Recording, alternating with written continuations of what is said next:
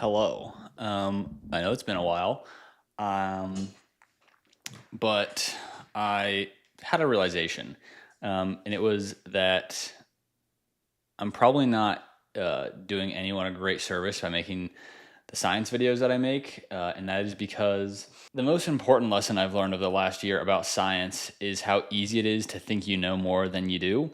And I was certainly guilty of that. I was certainly guilty of thinking I could listen to a couple podcasts on sleep, read a couple books, and be informed enough to educate other people on it. In reality, science is extremely difficult to master, and that is an understatement. And my knowledge is but a drop in the ocean, and I just don't think I'm in a place yet to be educating other people on like specific science subjects like sleep and diet and exercise and all that stuff. So I'm going to start making videos that kind of get more back to what the channel was supposed to be about anyways, and what I think is a higher leverage opportunity for me to help myself and other people increase their well-being, which is just what I'm actually personally trying, because that's what I know a lot about. I know a lot about what I'm doing and what's working and what's not working, and I think giving that experience to other people and reflecting upon it myself is probably more effective. I am going to start making videos that just talk about what I'm doing and what's working and what's not.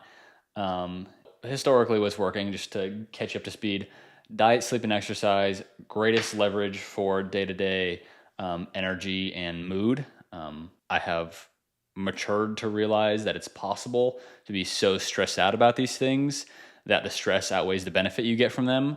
Like, for example, having an eating disorder, even if it makes you eat healthier, is probably not worth the, net well-being gain, because the stress is worse than the benefit you get from the healthy food. So things like that. I've kind of just calmed down and realized I'm going to do the things that I can to improve my diet, sleep, and exercise.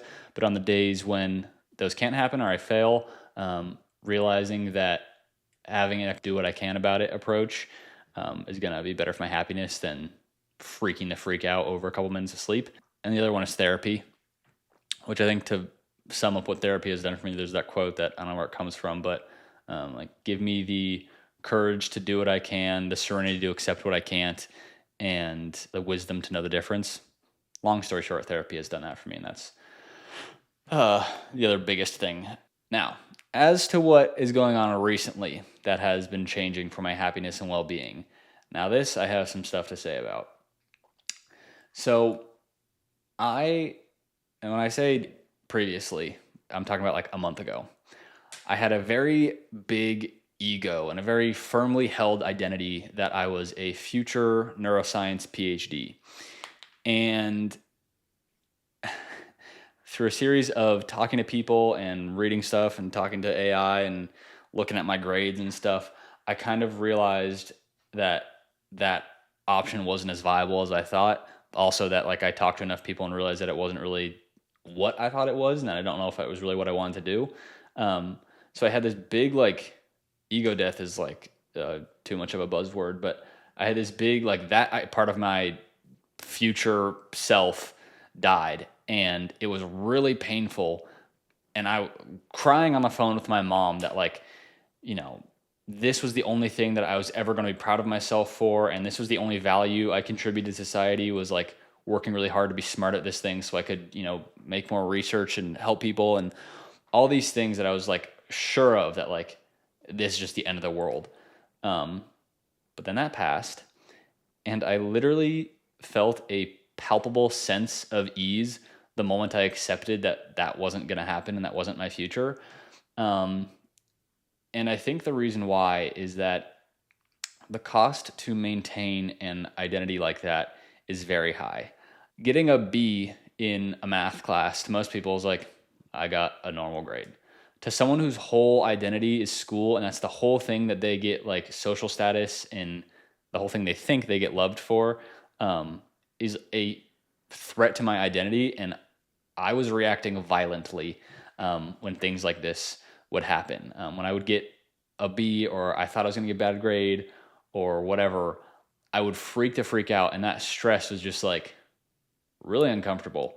And it's easy to glorify stress and be like, oh, like med school is stressful, and like being a Navy SEAL is stressful, but like people who go through stress come out harder. That wasn't really happening for me because I'm not taking anything that's super important. It was classes that were prerequisites and necessary to go on, but I was still like extremely stressed out over it, just because I had this huge identity and I felt like any little failure and imperfection was like a threat to who I was as a human being and my place in the world. While it was really nice to have these moments where I could tell people like, oh, I'm majoring in neuroscience. And they're like, wow, that's so impressive. Isn't neuroscience? That's really hard. Or I could tell people I work in a lab. And they're like, in reality, I was helping other people do that stuff at best. And so while it feels really good to get all this reward and these people telling you this stuff, and it's pleasurable in those moments where you can be proud of yourself, like, oh yeah, I'm a neuroscientist. The cost to maintain that ego is extremely high. You have to worry about, constantly being vigilant about what you say and how people perceive you, and always, keeping on top of every single little grade and detail about applications and all that stuff, and, reading stuff that you don't really care about, even if you've lost interest in it because you want to put it on your bookshelf and have people, ask you about it. And you can be like, oh yeah, I know about quantum mechanics, well, I'm so smart. So I realized it was such a high cost to maintain this ego that I had made for myself. And the benefit I was getting from it was like moments of pleasure where people would tell me I was smart. Which sounds so silly saying it out loud and realizing it. And when I stopped believing that was an option, I was like, okay, I can't be a neuroscientist because my grades or whatever. I was like, ugh. I felt a sense of relief because like I don't have to do that anymore. I can just go do other stuff. People aren't going to like me. People aren't going to care. People aren't going to think I'm smart, but I can just go do psychology, or I can go do whatever else thing at a not prestigious school. And I'm going to enjoy it, even if people don't care about me or care that I'm smart or whatever. So that was kind of like the sense of relief I felt. And since then, I've realized a couple more major glaring issues with my pursuit of status, especially the way I was doing it. Number one, the biggest way to deplete your status is by being seen as seeking status. So to the people who I was obviously trying to sound smart to, it probably had the opposite effect. Like when I would bring up some quote or talk about some circadian rhythm thing, people probably just looked at me like, damn, this kid's really trying to sound smarter than he is. So that kind of probably had the reverse effect that I was hoping. Another thing is the status I thought I was going to get from having a PhD. In my head, I guess I didn't realize this, but I was thinking that once I got there, people were just going to, swoon over me and just be like, oh, please grace us with your knowledge and explain this thing to me because you're so smart. All I want to do is listen to you talk. And that was the reward that I was telling myself I was working for. And that's what was like worth it in my head. But I know a lot of people with PhDs and medical degrees and all that stuff. And I have a real sense of what people think of you when you get a PhD because I know what I think of them. And it's not really worth getting. What I think of my friends who have PhDs is just like, wow, you're really good at suffering through this painful thing.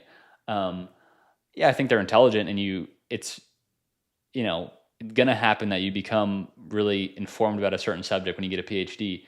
But I don't look at them as like some gods who are like just so knowledgeable and so perfect and and in fact, I was thinking about who are the people who I do feel that way about. Who are the people in my life who I would say are like the smartest people I know? And I thought about it, and I came up with some answers. And I thought, why do I think they're the smartest? Never was I thinking, oh, this guy's smart because he has this degree. I thought, my roommate Shivam is smart because of these examples of the times that he did this stuff that I found really impressive. Or my dad was really smart because of these examples of these times he knew stuff that I thought was really impressive.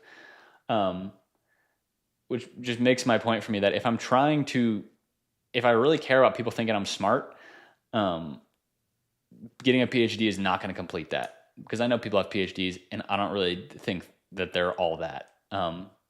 Some of them I do because I've talked to them and they are really smart, but just having a PhD just kind of makes me look at you like, yeah, you're really good at suffering. You're willing to give up a lot for this PhD.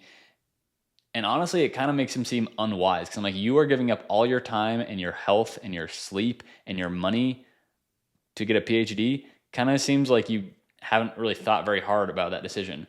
Now, there are people who are happy doing it, and that's like a great idea. But to give up all that for a couple letters next to your name seems like an unwise, ego driven, status seeking decision that I've kind of wised up about myself, I guess.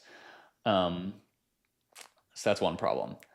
Another problem is even if I did get all this status, even if I did get everyone to think all these great things about me, how quickly would I adjust and be completely ambivalent to that, feeling anymore?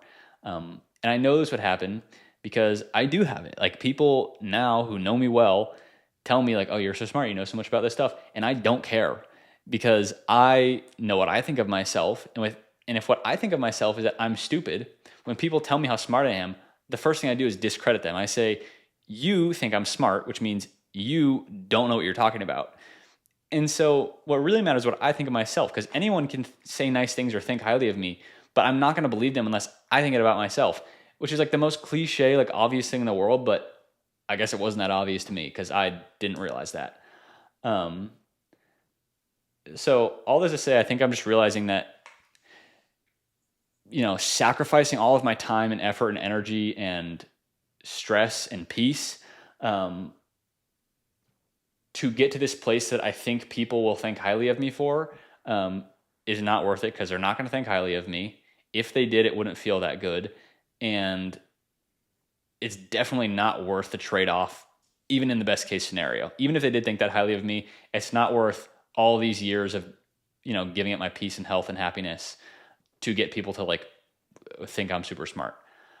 So that's one thing I've been trying to do less of. And honestly, this might be a fluke and I might completely revert and go back to that. But in the past like week, I've just had such a sense of peace of like, I can just do what I'm interested in. Plus you're gonna learn way more and sound way smarter if you're passionate about something that you learn about rather than like just doing something because you think it makes you sound smart. For example, I just took a math class. It was a hard math class for me. And all my roommates know how much I struggled and how much I hated it. None of them think I'm smart that I know this math stuff now. All they took from that experience is that guy hates math and he struggled really hard and like good for him for like sticking through it. Other stuff that I'm like super passionate about that I really care about, when I talk about that stuff, that is what makes people think that I'm like smart and intelligent and know what I'm talking about.